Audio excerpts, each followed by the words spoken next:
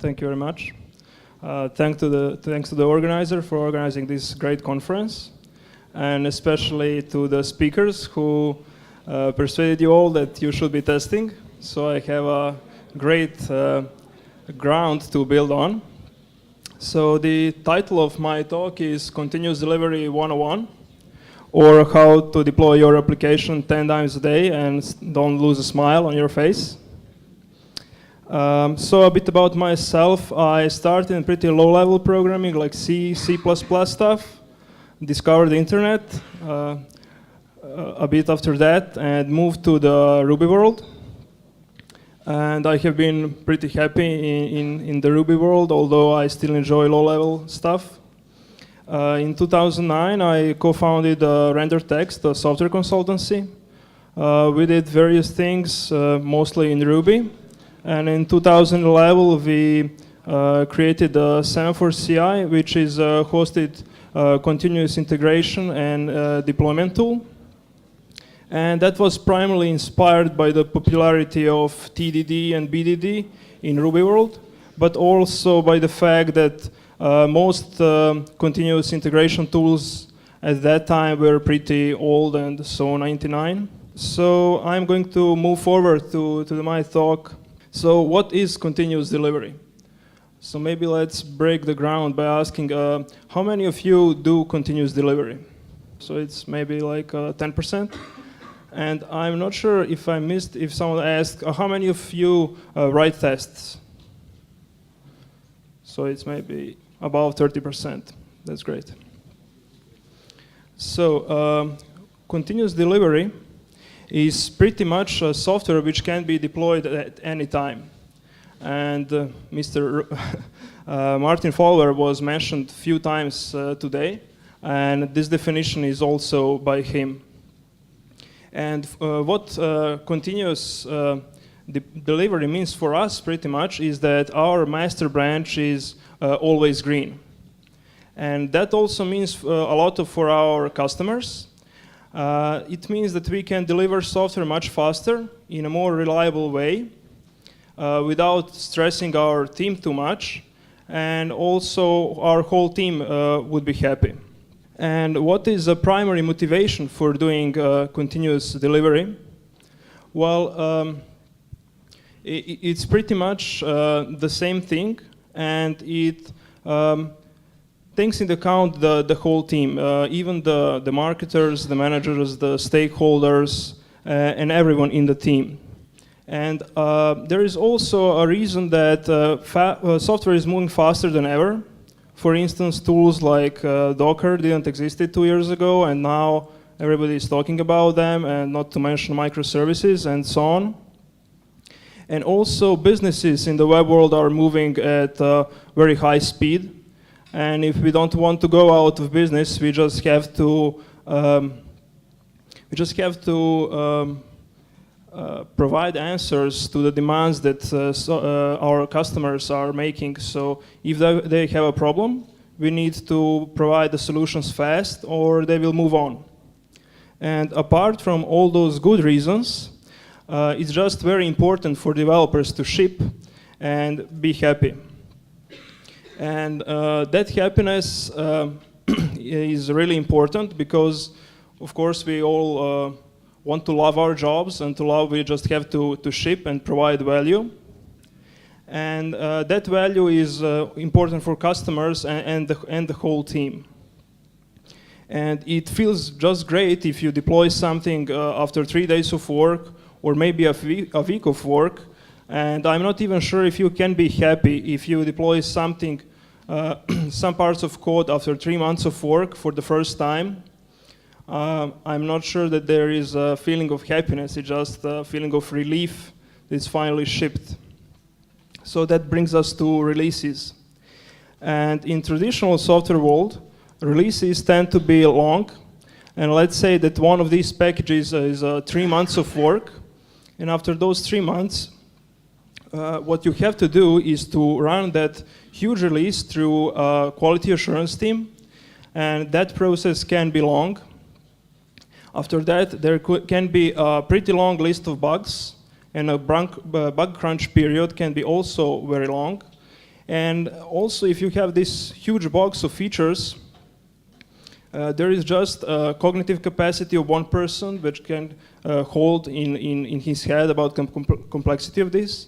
And even if there is a team or 5 or 10 people, and this box is just full of features, you just cannot hold it in your head, and you cannot give it enough attention. So what we want is not these big packages that take a lot of time to deliver, but we want smaller packages. And what we get by those smaller packages, we don't have any risk that we will work on something for months and deliver potentially a well-crafted and nicely made software, which nobody wants. Because we think that we always understand the requirements of our customers, but really don't know until we ship them. So this is what we want. And it's easier to be said than done, how to go into this mode of shipping small packages rapidly and frequently. So yeah, the real question here is how can we do this? And the answer that I'm going to present is from a few years of doing continuous delivery in practice. And this list is pretty standard. If you just search for continuous delivery, continuous deployment, you will get more or less the same list. So I will go through each of the things. So the first one is automation. So the automation is most important thing. I would say as important as writing tests. And it can really make a difference if you will fail or you will succeed. Examples where you should do automation are, for example, setting up your development machine, provisioning your test server, your staging server, of course, production server, deployment, backups, and so on. And everything in this process needs to be pretty much running one script or clicking one button. Because if a process of doing those things involves a couple of steps, at some point in time you or some of your colleagues might be tired, might not be focused, might not be completely introduced to the functioning of the whole system. And if you need to execute few commands to accomplish something, sooner or later you will make mistake. If nothing more, you will just switch to commands and you will introduce a problem for yourself. And it can be like Friday afternoon and you will be stuck in the office until Sunday morning fixing the thing. And you don't want to do that. So what do you need to succeed in a continuous delivery is really fearless deployment. So whatever you do should be like running one script. It's in any case, I think, achievable. I guess that people when launch rockets into the sky, they just press one button. So if they can make an abstraction to one button click, so can you. And I can give you one example. This is the screenshot from the semaphore that we are creating. And this is how we do deployments. And this one deploy button is pretty much if we are deploying to the staging or we are deploying to the cluster of servers. And it's proven to be really, really crucial for us because whenever a new person joins the team, there is absolutely no excuse if the build is green that they should not deploy. It's one click of a button. Why should I click it and not you? But to be able to do this, you need tests. So, and our test suite, which we have been growing over years, has given us ability to not only deploy by a click on one button, but to deploy to the production continuously. And what that means for us is that whenever we merge a branch into our master branch, if all tests are green, deploy to the production will be triggered automatically. So whenever you write your code, you write it in a way that there will be no ability to execute some manual task just this time. Or let's execute migrations in this way, SH into server and do this, but it's one deploy button. And you always think, or even what I said, it's not one button, but it's actually automatic trigger to deploy to the production server.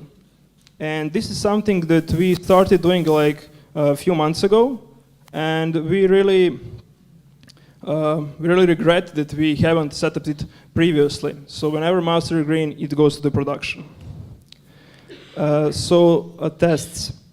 I'm grateful that I said to all speakers, I don't have to persuade you that you need to write tests. I can just give you some information from the trenches. So this is like rake stats from our main Rails application that runs semaphoreapp.com. And we have 20,000 lines of code and almost 30,000 lines of tests. So it can be a burden, and it doesn't have, your test suite doesn't have to be this big, but it allowed us to not worry about deploying production at any moment. And I can say that over a long period of time, we didn't have any issues that someone broke something and deployed to production server, something that broke some crucial feature. What still can be a problem are edge cases, but I will talk about them more later. So the next thing that we rely on very much are pull requests.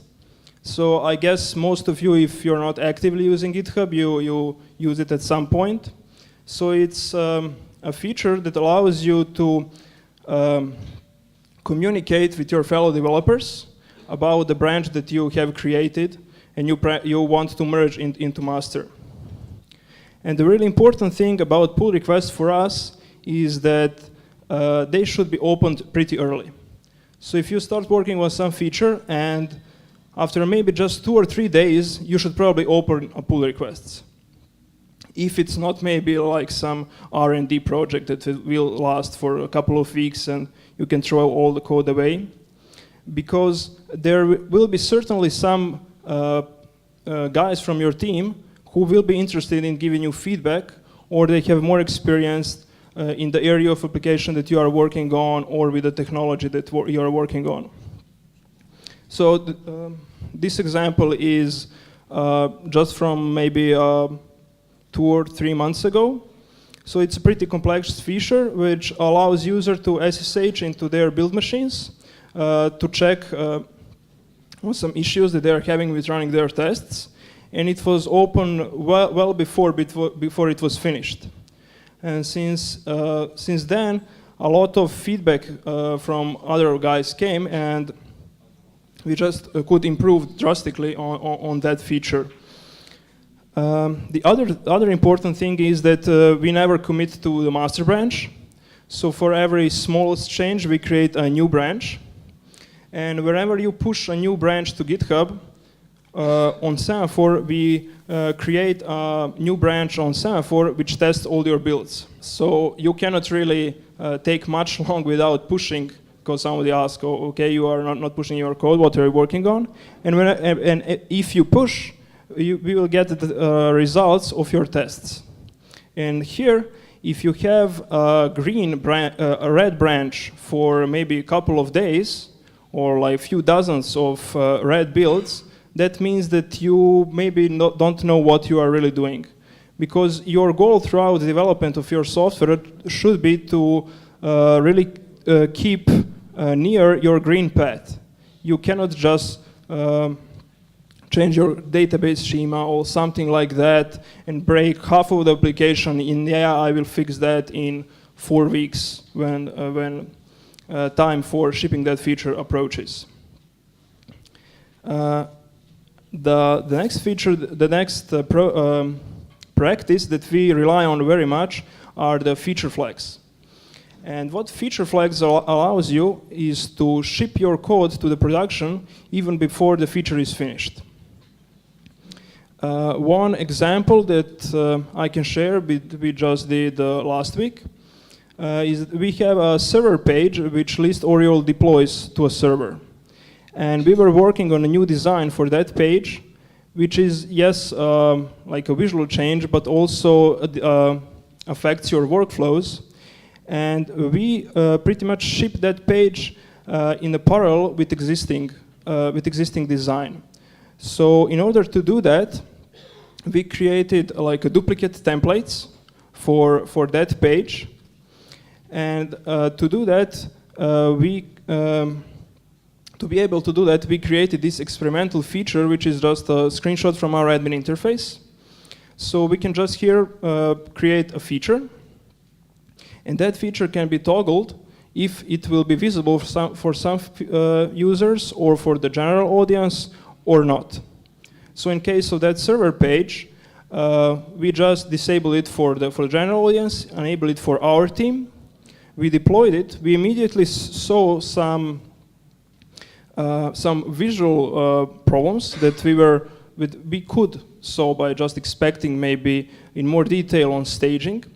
But there were some also workflow usability issues which we just couldn't detect without using it. So in production we were using it, and we could drastically improve how that feature really worked. Another screenshot also from our admin interface is this screen. So this pretty much allows you to toggle that feature on and off for certain users. And there is also ability to toggle that feature, any feature on and off for just certain projects that you want to test on. That also allows you ability to easily create like beta testing periods with your users. And some users just love to check on the new features or have been waiting for them for very long and are more than willing to provide a lot of feedback. And how can you use feature flags? Well, it can pretty much sum up to this one if in your views. This is a ERB template where we just check if user is allowed to use certain feature, and it can be just rendering different partial or different part of the page. One other example where it was huge feature, but it was just this one if and rendering one link, is that ability to SSH in your builds. So it's a huge feature, required a lot of changes throughout our infrastructure, and it's still not live because it still requires some changes on server side. But it's good enough for us to use it and to test it. So it's turned on for all our team and some our beta users, but not for general public. And it's in this state maybe for a few weeks, but it's really not that of issue because that few thousand lines of code are baking in production for a long time. So the final release of this feature would be pretty much clicking one button in admin interface. And that's really not a huge stress for a team. So even something really goes wrong, we can just turn it off. And after we managed to really get good at creating these features, these flag features, and delivering software in this way, we also introduced something new, which is having two implementations in the production at the same time. So on your build pages, when you are tracking how your tests are executing, we are getting stream of lines from those servers. And in 2011, that was implemented in one way. All those logs were stored in Postgres database. We just use HTTP post request and so on. And now we started working on a new implementation, which will stream those logs to completely different servers.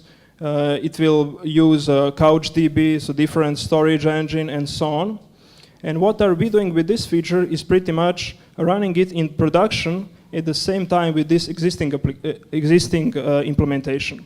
And what this allows us is to benchmark performances, benchmark usability issues, how programmers can update those services as they are developing it further.